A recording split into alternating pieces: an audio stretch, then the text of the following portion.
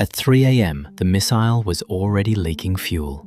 Deep underground, inside a reinforced concrete silo in rural Arkansas, pressure alarms were sounding. The facility had been designed to withstand a nuclear attack. It had not been designed for what was happening now. Several hours earlier, a tool had been dropped. The consequences were still unfolding. During the Cold War, the United States maintained hundreds of intercontinental ballistic missiles on constant alert. Among the most powerful of these was the Titan II. Each Titan II missile stood nearly 100 feet tall and carried a thermonuclear warhead with a yield measured in megatons. Once launched, it could not be recalled. Unlike later solid-fueled missiles, the Titan II used liquid propellants. These fuels ignited instantly when mixed. They were efficient. They were also extremely dangerous. The missile sat vertically inside a hardened silo, sealed beneath a massive concrete and steel door. Around it was a narrow maintenance shaft. Access required precision and routine checks. Most of the time, those routines worked. On the evening of September 18, 1980, an Air Force maintenance team was dispatched to a Titan II silo near Damascus, Arkansas. The task was routine. There was no emergency. No unusual conditions were reported. Two technicians entered the silo carrying standard tools, including a large socket wrench. During the operation, the socket was not secured to the wrench. At some point, it slipped free. The socket fell approximately 80 feet down the silo shaft. It struck the missile's first stage fuel tank. The tank ruptured. Inside was aerosol-grade liquid propellant. Once punctured, fuel began leaking into the silo environment.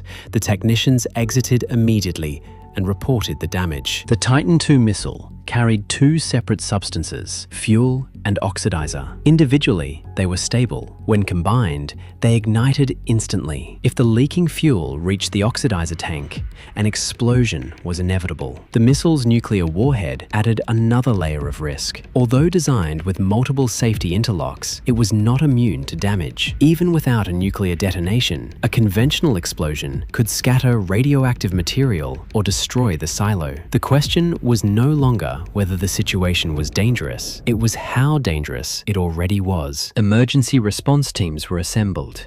Some personnel argued for immediate re-entry to assess the damage. Others warned that opening the silo could worsen the vapor buildup. Several teams entered and exited the silo over the next few hours. Each time, conditions appeared worse. Fuel continued to leak. Pressure increased.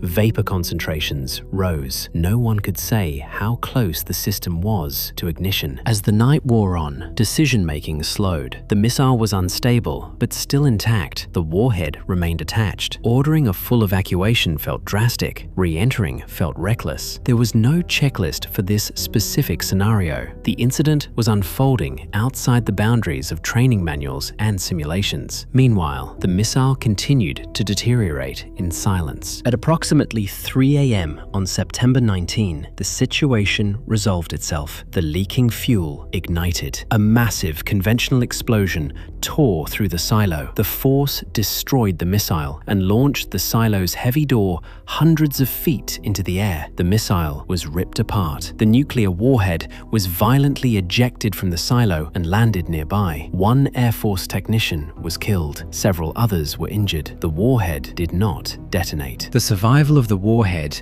was not luck alone. Nuclear weapons are designed with multiple independent safety systems. These prevent detonation unless very specific conditions are met. In this case, those systems worked, but later investigations revealed something unsettling. The explosion subjected the warhead to forces it was never explicitly designed to withstand. The sequence of failures exceeded many safety assumptions. The weapon remained intact, but just barely. In the aftermath, the Air Force conducted an extensive review. The cause was clear. A dropped tool had punctured the missile, but the deeper issue was systemic. The Titan II relied on liquid fuel. Maintenance required close proximity to volatile components. The margin for error was small. The Damascus incident made that margin visible. Following the explosion, the Titan II missile program was rapidly reassessed. Retirement plans were accelerated, maintenance procedures